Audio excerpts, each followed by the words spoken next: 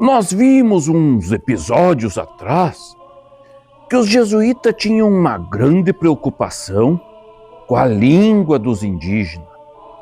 Vamos aprofundar mais esse assunto? Pois não, Argemiro. De fato, a língua foi talvez o primeiro elemento com o qual os missionários se preocuparam para que dessem conta não só de congregar os indígenas nos povoados, como também para catequizá-los. Eles elaboraram uma política linguística e a aplicaram em suas missões. Para que isso desse certo, eles primeiro aprenderam as línguas indígenas, a codificaram no alfabeto conhecido e depois traduziram a doutrina cristã para essas línguas, ensinando os indígenas a escrever e a ler nessa mesma língua, nas escolas implantadas nos povoados missioneiros. Na região que fazia parte do Bispado de Assunção, o que era o caso da maior parte do território atendido pela província jesuítica do Paraguai, a língua escolhida para a doutrinação e catequese foi a língua guarani, por ser a mais falada por diversos povos indígenas. Essa decisão foi tomada pelo Sínodo de Assunção de 1603, sob o argumento de que havia muitas e difíceis línguas naquele espaço. De modo que, para fazer instrução em cada uma delas, era muito trabalhoso e o Guarani, além da universalidade, era aquela que se considerava mais apta para isso, por conta de suas características. O Sínodo determinou que os padres deveriam aprender as línguas indígenas e todos os que fossem nomeados como curas de índios soubessem pelo menos a língua guarani. Sim, sabemos que a língua é também um instrumento de colonização. Como a coroa espanhola via essa determinação? Argemiro, eu vou responder a sua pergunta utilizando a cédula real sobre a língua castelhana e o idioma dos indígenas de 1596. Nela há duas posições que deviam ser observadas. Uma delas é a determinação que viria a aparecer no Sínodo de Assunção de 1603, sobre a garantia de que os curas soubessem muito bem as línguas dos indígenas que deveriam catequizar, para que seu trabalho resultasse na sua boa instrução e conversão ao cristianismo. A outra diz respeito a uma visão, de certa forma, negativa com relação às línguas indígenas.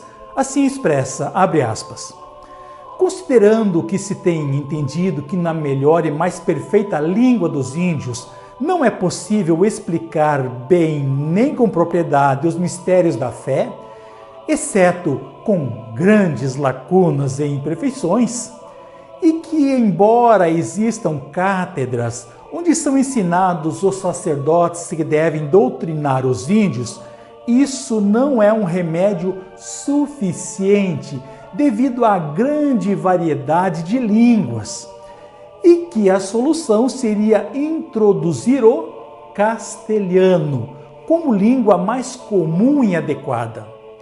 Ordeno, então, que com a melhor organização possível, de maneira que seja menos incômoda para os índios e sem custo para eles, providencieis mestres para aqueles que voluntariamente desejarem aprender a língua castelhana. Fecha aspas.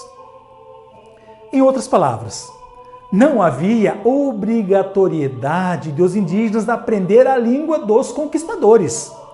A bem da verdade, na região do atual Paraguai e em boa parte da Argentina, a língua guarani se impôs, inclusive sobre o próprio espanhol. E isso é perceptível até a atualidade. Sim. E como os jesuítas se preparavam em termos de aprendizagem dessas línguas indígenas? Pois é, Argemiro. A necessidade de aprender as línguas indígenas é algo que fica muito evidente nas orientações dos superiores jesuítas. A começar pela recomendação dada pelo padre geral dos jesuítas, Cláudio Aquaviva, ao provincial do Peru, Baltazar Pinhas, em carta de 1584, na qual ele escrevia que era conveniente que todos os que viessem da Europa aprendessem as línguas indígenas, se fossem sacerdotes logo que chegavam, e se escolares ao final dos estudos, antes de serem ordenados. Em 1603, o mesmo padre Aquaviva foi mais enfático na orientação, indicando que nenhum dos candidatos à ordem sacerdotal fosse ordenado se não conhecesse bem a língua indígena. Para facilitar isso, ele indicava que durante o tempo da terceira aprovação existisse um período determinado de estudos linguísticos, mas que se fosse necessária a ordenação sem que se soubesse a língua, que o candidato não se ocupasse de algumas atividades, como a confissão, até conhecê-la bem. Orientava também que os futuros missionários, para que não esquecessem a língua já aprendida, deviam pregar no refeitório da casa. E mais, a partir daquele momento era impossível chegar à profissão solene e ao último grau de formação se o missionário não tivesse aprendido bem a língua, ficando-lhe vedado confessar e catequizar os indígenas. Ordens similares foram replicadas no interior da província jesuítica do Paraguai, como na primeira congregação provincial acontecida em 1608, e também nas instruções do padre Diego de Torres Bolho. Em 1609, Diego de Torres instruiu os padres José Cataldino e Simão Maceta para que cuidassem do cultivo pessoal cotidianamente, não esquecendo de estudar a língua guarani, exercitando-a diretamente com os indígenas. Em 1610, ele enviou instruções para todos os missionários, para que se dedicassem ao aprendizado da língua, não se contentando em sabê-la de qualquer maneira, mas com excelência.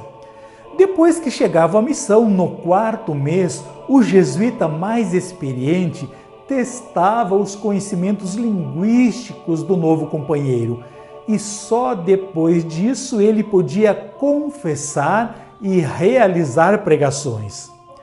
Antes de finalizar, tenho de tocar ainda num ponto de muita desinformação sobre as missões jesuíticas, que é sobre uma suposta proibição do espanhol nos povoados indígenas. Oficialmente, ela nunca ocorreu. Os Guarani aprendiam a ler e escrever na sua língua e também em espanhol e latim nas escolas dos povoados, e aqueles que saíam para comerciar e para trabalhar na construção de obras públicas e na defesa coloniais tinham contato com a língua espanhola, tendo aprendido a se comunicar por ela. Mas o amor por seu avanie, a sua língua, era bem maior e preferiram sua língua ao espanhol. Espero que tenhas gostado do assunto tratado nesse episódio. Até o próximo Água de EVT. Obrigado!